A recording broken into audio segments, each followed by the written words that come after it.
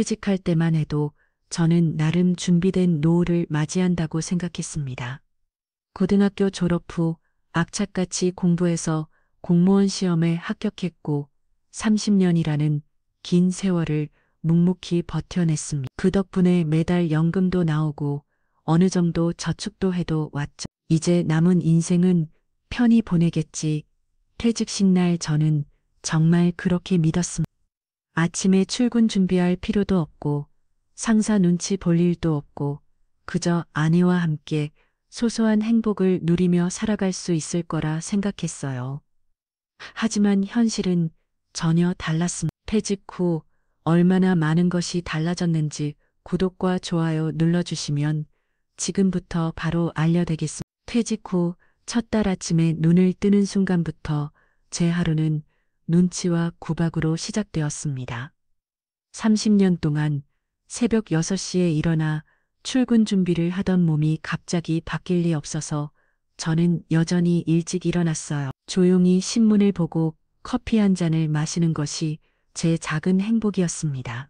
그런데 아내 눈에는 그 모습마저도 눈의 것을 였나 봅니다. 당신 뭐 하는 거야? 아침부터 빈둥빈둥. 이제 할 일 없다고 완전히 놓아버린 거야? 처음에는 그럴 수도 있다고 생각했습니다. 갑자기 집에 계속 있는 남편이 답답할 수도 있겠다 싶어서요. 그래서 집안 일이라도 도와보려고 했습니다. 청소도 하고 빨래도 개고 장도 보러 다녔어요. 그런데 이상한 일이 벌어졌습니다. 제가 집안일을 할수록 아내의 불만은 더 커졌어요. 아이고, 그걸 빨래 개는 거라고 했어? 다시 해요. 참 본다고. 돈은 왜 이렇게 많이 써? 아무거나 사면 어떻게 해? 청소기 돌린 거 맞아? 머리카락과 먼지가 그대로인데 이건 안 보여? 무엇을 해도 칭찬은 없었습니다. 오히려 구박과 잔소리만 들어갔어요. 더 서러웠던 건 아내 일상이었습니다. 아내는 친구들과 등산을 다니고 여행을 가고 쇼핑을 하고 브런치 카페에서 웃음꽃을 피웠습니다. SNS에 올라오는 사진들을 보면 정말 행복해 보였어요. 그런데 저에게 단 한 번도 함께 가져가고 한 적이 없었습니다. 여보, 나도 같이 가면 안 될까? 한 번은 용기를 내서 그렇게 물어봤습니다. 아내는 잠시 저를 바라보더니 이렇게 말했어요. 당신은 친구 없어? 당신도 친구만 나로 나가. 그리고 당신이 해야 여자들끼리 만나는 자리에 무슨 할 일 없으면 그냥 집에서 쉬고 있어요. 그 말에 저는 더 이상 아무 말도 할 수 없었습니다. 아내게 저는 함께 시간을 보내고 싶은 동반자가 아니라 그저 집을 지키는 사람일 뿐이었어요. 손다 남겨진 빈집에서 저는 무엇을 해야 할지 몰랐습니다. TV를 봐도 재미없고 책을 읽어도 집중이 안 되고 그저 시간만 흘러갔어요. 외로움과 소원함이 마음속에 쌓여갔지만 그것도 말할 곳이 없었습니다. 사실 이 부분에서 저도 아내 입장을 이해하려고 노력했어요. 30년 동안 친구들과 싸운 관계가 있을 테고 갑자기 남편이 끼어들면 어색할 수도 있겠다 생각했죠. 하지만 가끔이라도 정말 가끔이라도 같이 가자는 말 한마디가 그렇게 어려운 걸까요? 저는 퇴직하면 그동안 많이 못했던 데이트 많이 하며 재미있고 여유롭게 살 줄 알았거든요. 그건 그냥 나만의 혼자 착각이었죠. 어느 날의 일이었습니다. 점심때가 되었는데 아내가 이렇게 말했어요. 이제는 셋이 새끼 차리는 것도 지겹다. 나도 지쳤어. 이제 당신이 알아서 드세요. 그래서 저는 조용히 라면을 끓여 혼자 먹었습니다. 별거 아닌 일이라고 생각했어요. 라면 하나 끓이는 것도 못할 나이는 아니니까요. 그런데 그 모습을 본 아내가 비아냥되듯 말했습니다. 당신은 혼자 입만 챙겨주셨겠다. 가족들 식사는 생각하지 않아도 되니까 말이야. 중간 제 젓가락이 멈췄습니다. 차려달라고 한 적도 없고 오히려 혼자 알아서 먹으라고 해서 그렇게 한 건데 그마저도 구박의 이유가 되는 현실에 저는 말문이 막혔어요. 그럼 어떻게 하라는 거야? 차리기 싫다면서 먹지도 말라는 것. 속으로는 그런 말이 목까지 올라왔지만 입 밖으로는 나오지 않았습니다. 40년을 함께 산 아내와 알라면 한 그릇 때문에 싸우고 싶지 않았거든요. 분명 아내는 점심을 먹었다고 했는데 내가 뭘 잘못한 걸까요? 하지만 그 순간부터 저는 밥을 먹을 때마다 눈치를 보게 되었습니다. 뭘 먹어도 어떻게 먹어도 비난의 대상이 될 것 같은 기분이었어요. 차라리 아내가 외출했을 때가 편할 정도였으니까요. 예전부터 저는 낚시를 좋아했습니다. 젊을 때부터 틈틈이 강가에 나간 낚시줄을 들이며 마음의 평화를 찾고 냈어요. 퇴직 후에는 시간도 많아졌으니 취미 생활을 더 즐길 수 있을 거라 생각했습니다. 하지만 그것조차 쉽지 않았어요. 낚시를 갈 때면 또 돈 쓰러 나가는 거야? 돈 안 드는 취미 생활도 많은데 굳이. 취미 생활도 아내 눈초리가 부담스러워. 결국 낚싯대를 접어야 했습니다. 서예를 배우고 싶어서 동네 문화센터에 등록하겠다고 했을 때도 마찬가지였어요. 나이 들어서 쓸데없는데 돈 쓰지 마. 지금 서예 배워 뭐 할 거야. 돈도 안 되는 거 그 돈이면 생을 비에 보태지. 기타라도 하나 배워볼까 싶어서 중고 기타를 알아봤을 때도 똑같은 근행이었습니다. 이 나이에 당신 취미생활에 돈 쓸 여유가 어디 있어. 차라리 나갔으면 그 시간에 알바라도 해서 돈이나 더 벌어오겠다. 그 순간 저는 깨달았습니다. 아내 눈에 저는 사는 사람이 아니라 여전히 돈 버는 기계였던 겁니다. 30년 공직 생활을 마치고 연금을 받으며 소소한 취미나 즐기고 싶었는데 그것조차 사치하는 거였어요. 물론 아내 걱정도 이해는 됩니다. 앞으로 의료비도 많이 들 테고 물가도 계속 오르고 있으니까요. 하지만 몇만 원짜리 취미 활동도 허락받아야 하는 노후가 과연 제대로 된 노후일까요? 결정적인 순간은 그날 밤이었습니다. 저녁 식사를 마치고 TV를 보고 있는데 아내가 무심히 이런 말을 했어요. 연금만으로는 생활이 안 되니까 시간만 축 내고 집에 있지 말고 경비원 자리라도 알아봐요. 한 살이라도 젊을 때 구해야지.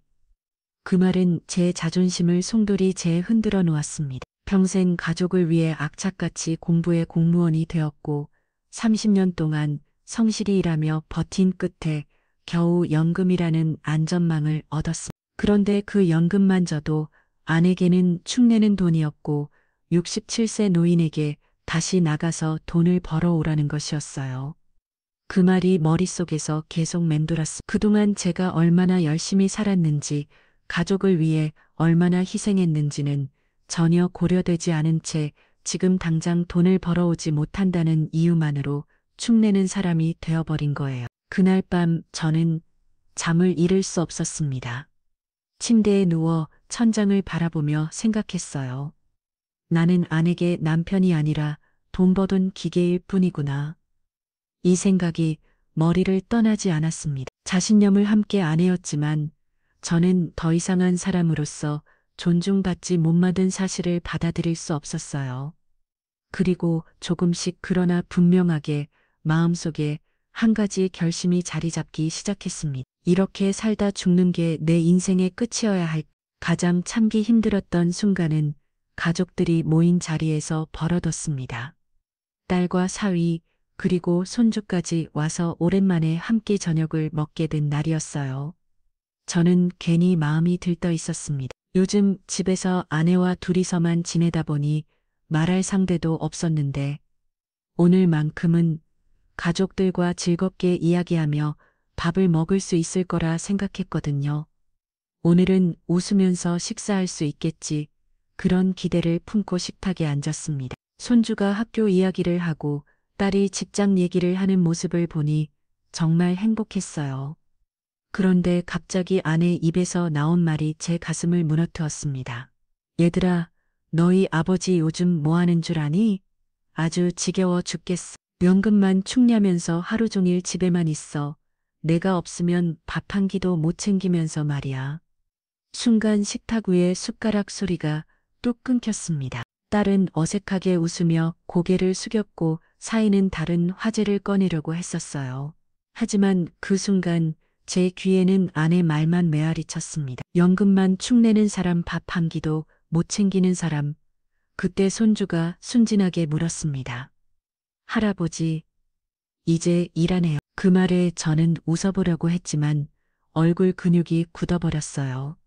손주 앞에서 자식들 앞에서 저는 한순간에 무능한 노인으로 전락해 있었습니다. 평생 악착같이 공부해서 공무원이 되었고 30년 넘게 일하며 가족을 위해 살아왔는데 그 모든 세월이 단 한순간에 조롱거리로 바뀌었어요. 딸이 조심스럽게 말했습니다. 엄마, 그런 말씀은 얘도 있는데. 하지만 아내는 멈추지 않았어요. 뭐가 잘못된 말이야? 사실이잖아. 나이도 젊은데 늙이기 마냥 집에서 빈둥거리기만 하잖아. 그 순간 제 가슴에서 무언가질이 타고 아린 느낌이 들었습니다. 아내 말은 단순한 불평이 아니라 제 인생 전체를 부정하는 말이었어요. 직사는 어색하게 끝났고 가족들은 일찍 돌아갔습니다. 그날 밤 저는 정말 잠을 이룰 수 없었어요. 누워서 눈을 감아도 아내의 목소리가 귓가에 맴돌았습니다. 그날 이후 제 마음속에는 단 하나의 결심이 자리 잡았습니다. 이 결혼 생활이 맞는 거야. 차라리 혼자가 편하지 않을까. 정말 심각하게 이혼을 생각해 봤습니다. 이제는 감정만으로는 버틸 수 없다는 걸 알았거든요. 정말로 이혼을 한다면 현실적으로 어떻게 살아갈지부터 냉정하게 계산해 봐야 했어요. 그날 밤 저는 처음으로 제 경제 상황을 정확히 파악해 보기 시작했습니다. 통장을 펼쳐보니 아내가 그동안 관리해왔던 저축이 생각보다 많이 남아 있었어요. 30년 공직생활 동안 조금씩 모은 돈 들였죠. 이 정도면 혼자 살아갈 수 있을까? 재산은 아내와 절반 나눈다고 치면 중간 마음이 무거워졌습니다. 내 손에 남는 게 과연 얼마나 될까? 원룸 하나 얻을 수 있을까? 병원비는 어떻게 준비하지? 그래서 마음속으로 가계부를 그려보기 시작했어요. 집을 팔고 절반을 나눠 가진 뒤 작은 전셋집을 구하는 시뮬레이션을 해봤습니다. 그리고 연금으로 매달 생활비를 맞춰보았어요. 생각보다 빠듯했지만 불가능한 일은 아니었습니다. 아니, 어쩌면 눈치 보며 살아가는 지금보다 훨씬 나은 삶일 수도 있다는 생각이 들었어요. 그 순간 저는 깨달았습니다. 그래, 재산을 절반 나누고 나면 가진 게 줄어들겠지. 하지만 최소한 자유는 얻을 수 있다. 돈은 모자라면 줄여서 살면 된다. 하지만 존중 없는 삶은 더는 견딜 수 없다.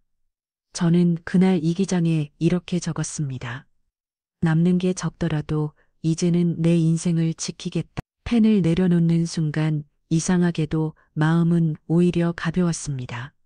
가족을 위해 평생 모아온 돈이지만 이제는 그 절반을 내려놓고라도 제 인생을 찾겠다고 다짐했으니까요. 며칠 후 아내는 친구들과 해외여행을 떠나기로 했다고 말했습니다. 여행 준비를 하며 분주해 오가는 아내의 모습에는 오랜만에 활력이 넘쳤어요. 캐리어를 여러 얼을 챙기고 거울 앞에서 화장을 고치고 전화기 너머로 친구와 신이 나서 웃고 떠드는 모습. 그런 아내를 본 지가 언제였는지 모르겠다고요. 하지만 그 활력에는 저를 향한 미안함이나 배려는 한 톨도 담겨 있지 않았습니다. 여행을 떠나기 전날 아내가 저에게 말했어요. 나 이번에 일주일은 집에 없어. 당신도 한번 혼자 살아봐라. 내가 없어도 얼마나 잘 버티는지 경험해보라고. 마치 선생님이 학생에게 숙제를 내주다 타는 말투였어요. 밥은 미리 안 해놨어. 반찬도 안 살았으니까 알아서 해먹어. 설거지든 뭐든 다 스스로 해봐. 그래야 내가 얼마나 힘들게 사는지 알지. 그 말을 들으며 저는 잠시 웃음이 나왔습니다. 미안함은 커요. 오히려 시험을 치르듯 떠나는 모습이 더 이상 제 마음을 흔들지 못했거든요. 마지막까지 저를 남편이 아니라 관리 대상으로 대하는 모습에 남아있던 애정이나 미련이 깨끗하게 사라지는 걸 느꼈어요. 그래, 이제는 정말 끝내도 되겠다. 저는 스스로에게 그렇게 말했습니다. 아내가 현관문을 열고 여행 가방을 끌며 당당히 나서는 뒷모습을 바라보면서도 제 마음은 이상하게도 가벼웠어요. 그동안은 혹시라도 그래도 오랜 세월 함께한 정 때문에 망설였지만 그 순간만큼은 조금의 흔들림도 없었습니다. 아내가 여행을 떠난 지 이틀째 되던 날, 저는 마침내 변호사 사무실 찾아갔습니다.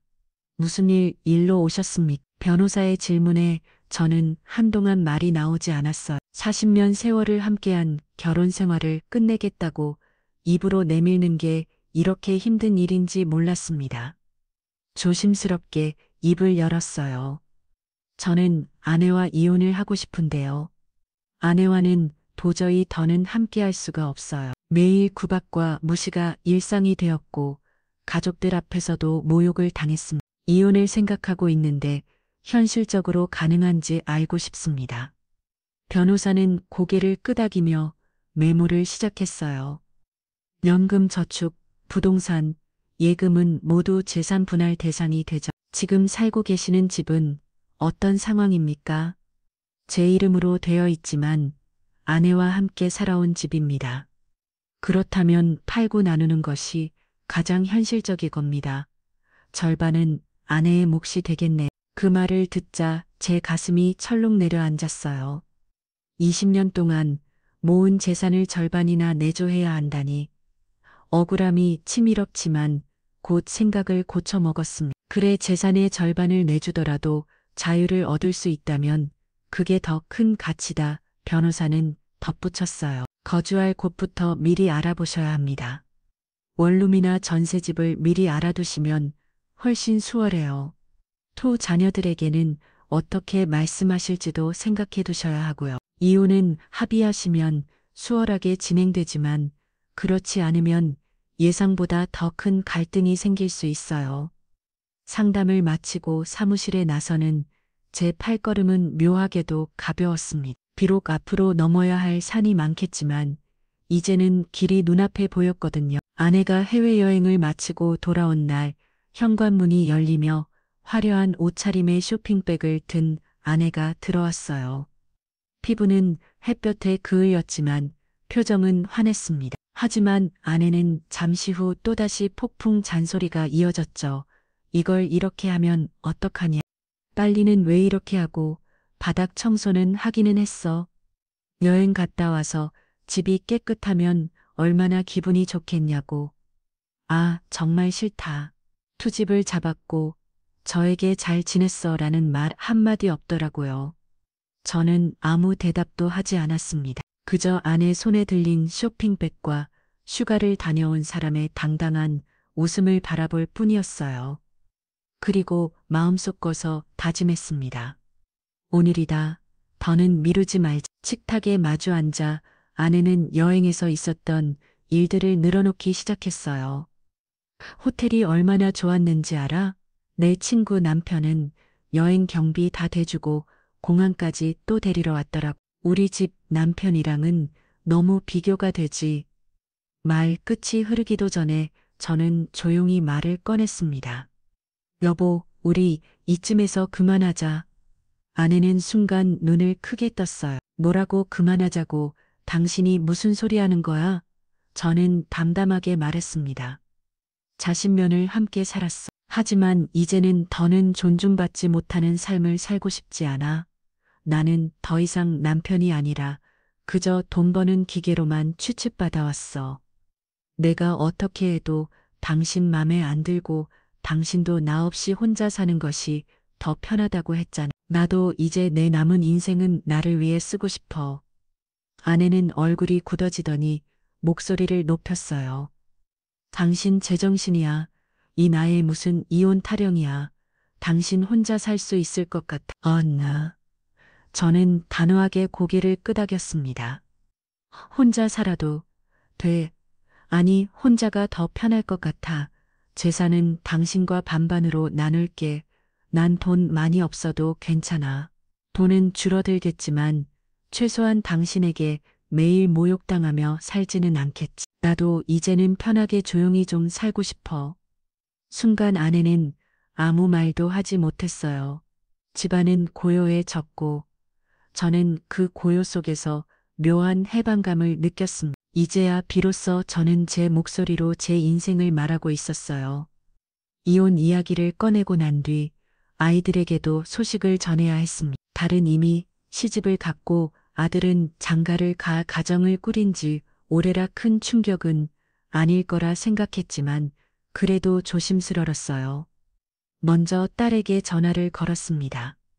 딸아, 아버지가 할 말이 있다. 엄마와 이혼을 생각하고 있어. 전화기 너머로 한동안 침묵이 흘렀어요.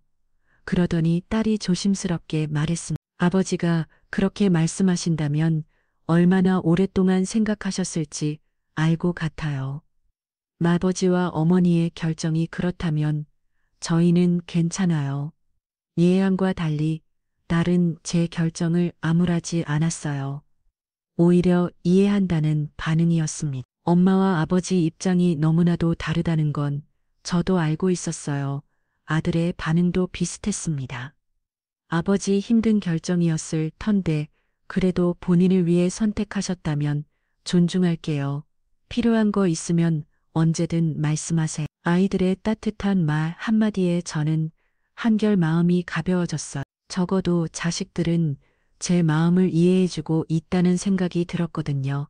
그 후 저는 곧장 원룸을 구했습니다. 집을 팔고 정리하기 전에 우선은 제 힘으로 살아보기 위해서였어요. 부동산을 통해 알아본 곳은 6평 남짓 한 방의 작은 주방과 화장실, 낡은 에어컨이 달려있는 원룸이었습니다. 크게 번듯하지는 않았지만 제게는 세상에서 가장 자유로운 공간이었어요. 하지만 문제는 그때부터였습니다. 그동안 아내가 맡아왔던 사소한 일들이 제게는 큰 벽처럼 다가왔어요. 딸이 와서 간단히 살림을 알려줬는데 저는 하나하나가 낯설기만 했습니다. 아버지, 세탁기는 이렇게 코스 맞추고 세제는 여기다 넣는 거예요. 저는 멋쩍게 웃으며 끄덕였지만 혼자 남았을 때는 세탁기를 잘못 돌려 옷감이 줄어들고 말았어요. 밥솥 해살을 씻어놓는 것도 서툴렸습니다. 물을 맞추지 못해 죽처럼 질게 되기도 하고 반대로 딱딱하게 되기도 했어요. 라면 하나 끓이는 것도 이제는 제 손에 달려 있었습니다. 아버지, 계란은 끓인 물에 넣어야 돼요. 딸의 당부가 떠올라 그대로 해봤지만 이번엔 국물이 넘쳐 가지레인지가 엉망이 되었어요. 청소기도 처음엔 다루기가 어려웠습니다. 집안이 좁으니 대충 쓸어도 될 줄 알았는데 먼지가 구석구석 쌓여 금세 답답해졌어요. 냉장고 관리도 마찬가지였고요. 그 모든 게 서툴고 힘들었지만 이상하게도 저는 즐거웠습니다. 누구의 눈치도 보지 않고 제 마음대로 배우고 실패하고 다시 해볼 수 있었으니까요. 한 번은 빨래를 잘못 돌려서 흰 셔츠가 분홍색으로 변한 적이 있어요. 예전 같았으면 아내에게 혼났을 텐데 이제는 혼자 웃으며 다음에 색깔별로 분리해서 해야지 하고 넘어갈 수 있었습니다. 저는 그 작은 원룸에서 매일 같이 독립을 배워갔어요. 하루하루 불편함을 겪으며 동시에 제 삶을 제 손으로 만들어가는 법을 익혔습니다. 처음엔 아내가 나가서 돈을 벌어라 할 때마다 가슴이 철렁 내려앉고 자존심이 무너져 내렸습니다. 돼지국까지 또다시 돈을 벌러 나가야 한다는 말이 너무도 모욕적으로 느껴졌으니까요. 하지만 원룸에서 혼자 지내다 보니 생각이 달라졌어요. 집 안에만 머물러 있으면 시간이 멈춘 듯 답답했고 몸도 마음도 점점 무거워졌습니다. 나가서 잠시라도 몸을 움직이면 오히려 화력이 생기지 않을까 그렇게 마음을 바꾸고 시녀 아르바이트를 찾아보기 시작했어요. 그러던 중 동네 야간 편의점에서 아르바이트 구인 공고를 보게 되었습니다. 밤 10시부터 새벽 2시까지 제 4시간 짧은 시간이지만 단순한 일이었어요. 처음에는 겁이 났습니다. 67세의 편의점 아르바이트라니 괜히 창피하다는 생각도 들었거든요. 하지만 막상 시작해보니 의외로 재미가 있었어요. 각양각색의 손님들이 들어와 작은 이야기를 남기고 갔습니다. 밤 늦게 공부하러 가는 대학생, 늦게 퇴근하고 맥주 한 캔 집어가는 직장인, 그리고 가끔 안부를 묻고 가는 단골 손님들. 아저씨 요즘 자주 보네요. 새로 오신 거예요? 젊은 대학생이 친근하게 말을 걸어왔을 때 저는 괜히 기분이 좋았어요. 네, 얼마 전부터 시작했어요. 대단하시네요. 저희 할아버지도 이런 일 하시면 좋을 텐데. 그 말에 저는 처음으로 제가 하는 일에 자부심을 느꼈습니다. 누군가에게는 존경받을 만한 일이 어떤 거예요? 가끔 단골 아주머니가 와서는 야근 고생 많으세요 하며 따뜻한 말을 건네기도 했어요. 그런 작은 배려들이 저에게는 큰 힘이 되었습니다. 저는 손님들에게서 오히려 삶의 활력을 얻었어요. 이 나이에도 아직 할 수 있구나 라는 사실만으로도 가슴이 뛰었다. 미뤄왔던 꿈의 실현, 그리고 그동안 아내 눈치 보며 미뤄던 일들도 하나도 시작했습니다. 오랫동안 꿈꾸던 기타를 배우기 시작했어요. 동네 음악학원에 등록하고 중국이 다 하나를 샀습니다. 서툰 손가락이지만 줄을 튕길 때마다 새로운 세상을 만나는 기분이었어요. 처음 며칠 손가락이 아파서 제대로 누르지 못했어요. 하지만 아무도 돈 아깝다, 나이 들어서 뭘 한다고 말하지 않으니까 꾸준히 연습할 수 있었습니다. 한 달 정도 지나니 간단한 동요 정도는 칠 수 있게 되었어요. 고향의 봄을 연주했을 때 그 뿌듯함은 말로 표현할 수 없었습니다. SNS 활용법도 배우기 시작했어요. 스마트폰으로 사진을 찍고 글을 올리며 사람들과 소통하는 즐거움은 생각보다 컸습니다. 처음에는 좋아요 하나 받는 것도 신기했어요. 제가 올림 얼른 생활 이야기에 응원합니다. 힘내세요라는 댓글이 달리면 하루 종일 기분이 좋았습니다. 나 같은 사람 이야기를 듣고 위로받는 사람이 있겠지. 그런 생각을 하니 하루하루가 더 기대되었어요. 저에도 다시 시작했습니다. 젊을 때 잠깐 배웠던 기억을 되살려 붓을 잡았어요. 먹을 가을고 반도한 글씨를 쓰는 시간은 마음을 다분하게 만들어 주었습니다. 물론 경제적으로는 예전보다 빠듯해졌어요. 집을 팔고 재산을 분할하고 나니 여유 자금이 많이 줄었습니다. 하지만 연금과 편의점 아르바이트 수입으로도 충분히 생활할 수 있었어요. 예전처럼 비싼 음식을 자주 먹지는 못하지만 혼자 라면을 끓여 먹어도 누가 뭐라고 하지 않으니까 오히려 편했습니다. 가끔 치킨 하나 시켜서 혼자 먹는 소소한 사치도 즐길 수 있고요. 돈을 아끼기 위해 집에서 해먹는 음식이 늘었는데 요리하는 재미도 새롭게 발견했어요. 간단한 볶음밥이나 김치찌개 정도는 이제 제법 만들 수 있습니다. 가장 큰 변화는 돈을 쓸 때 눈치를 보지 않아도 된다는 거였어요. 즉 다 학원비를 낼 때도 서희 용품을 살 때도 아무도 그 돈이 아깝다고 말하지 않았습니다. 혼자 살면서 가장 신경 쓰게 된 부분은 건강과 알려졌어요. 예전에는 아내가 챙겨주던 것들을 이제는 제가 직접 해야 했거든요.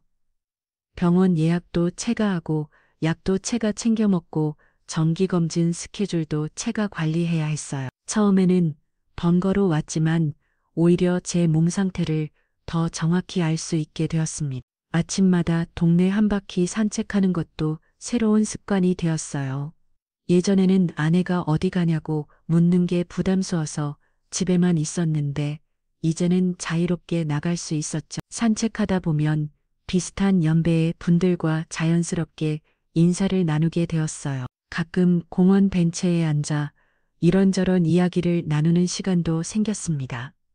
이혼 절차가 본격적으로 시작되면서 아내와 재산 분할 협의를 해야 했습니다.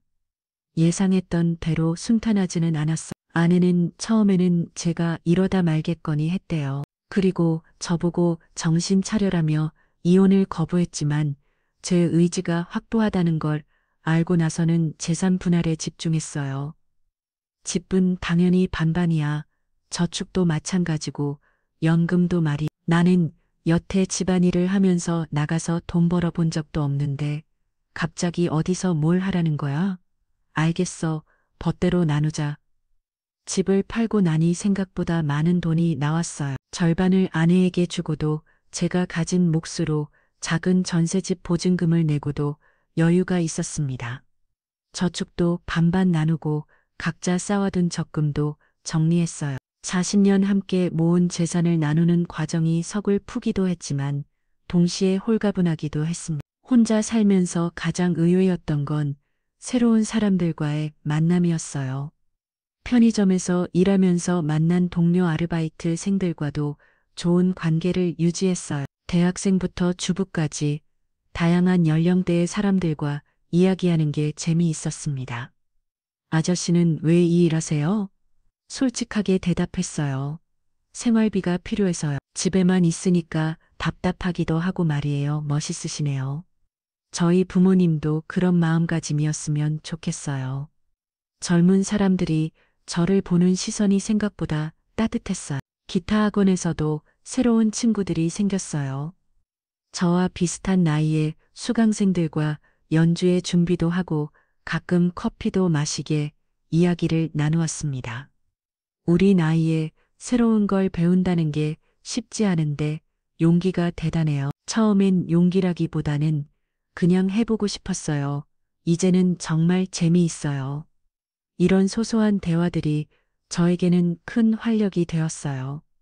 딸과 아들과의 관계도 오히려 더 좋아졌어요. 예전에는 엄마 아빠가 함께 있을 때만 만났는데 이제는 저와 따로 만나는 시간이 생겼습니다.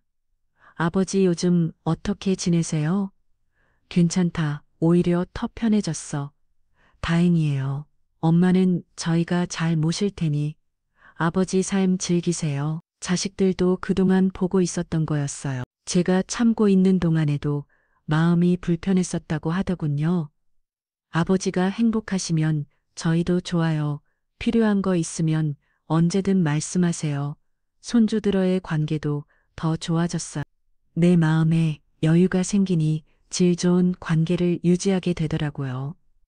오히려 더 많은 장난을 치게 되는 관계가 되었습니다. 할아버지 기타 들어볼래요? 서툰 연주를 들어주는 손주의 모습에서 순수한 기쁨을 느꼈어요. 무엇보다 혼자만의 시간이 이렇게 소중한 줄 몰랐어요. 아침에 눈을 떠서 오늘은 뭘 할까 하고 계획을 세우는 것부터가 즐거웠습니다. 누구의 허락을 받을 필요도 없고 눈치를 볼 일도 없었어요. 책을 읽고 싶으면 하루 종일 읽을 수 있고 영화를 보고 싶으면 밤늦게까지 볼 수 있었습니다. 간단한 일상이지만 이런 자유가 얼마나 소중한지 새삼께 달았어요. 특히 저녁 시간이 좋았어요. 편의점 일을 마치고 새벽에 집에 돌아와서 간단히 씻고 따뜻한 차 한 잔을 마시며 하루를 정리하는 그 조용한 시간이 저에게는 가장 평화로운 순간이었습니다. 이혼한 지 1년이 지났습니다. 돌이켜보면 정말 많은 것이 편했어요. 기타 실력도 늘어서 이제는 동요 수준을 넘어가여도 몇 곡 칠 수 있게 되었어요. 편의점 일도 1년째 계속하고 있습니다. 처음에는 임시 방편이라고 생각했는데 이제는 제 일상의 일부가 되었어요. 규칙적인 생활을 유지하는 데도 도움이 되고 사람들과 만나는 기회도 주니까요. 건강도 오히려 좋아졌어요. 스트레스가 줄어서인지 소화도 잘 되고 잠도 깊게 잡니다. 정기 검진에서도 큰 문제 없다는 결과가 나왔어요. 혹시 지금 비슷한 상황에 계신 분들이 있다면 제 경험을 바탕으로 몇 가지 말씀드리고 싶어요. 첫째, 무작정 참기만 하는 것이 답은 아닙니다. 존중받지 못하는 관계에서는 서로가 불행할 뿐이에요. 먼저 진솔한 대화를 시도해 보세요. 그래도 변화가 없다면 다른 선택을 고려해 볼 필요가 있습니다. 둘째, 경제적 준비를 철저히 하세요. 이혼을 결심했다면 재산 분할, 주거 문제, 생활비 등을 구체적으로 계산해 보세요. 변호사 상담도 받아보시고요. 셋째, 혼자 사는 기술을 미리 익혀두세요. 요리, 청소, 빨래 등 기본적인 생활 기술을 배워두시면 도움이 됩니다. 어려운 일이 아니에요. 넷째, 새로운 관계를 두려워하지 마세요. 혼자 산다고 해서 외로운 것은 아닙니다. 오히려 새로운 사람들과 건강한 관계를 맺을 기회가 더 많아져요. 다섯째, 자신만의 시간을 소중히 여기세요. 혼자만의 시간이 얼마나 값진지 깨닫게 될 거예요.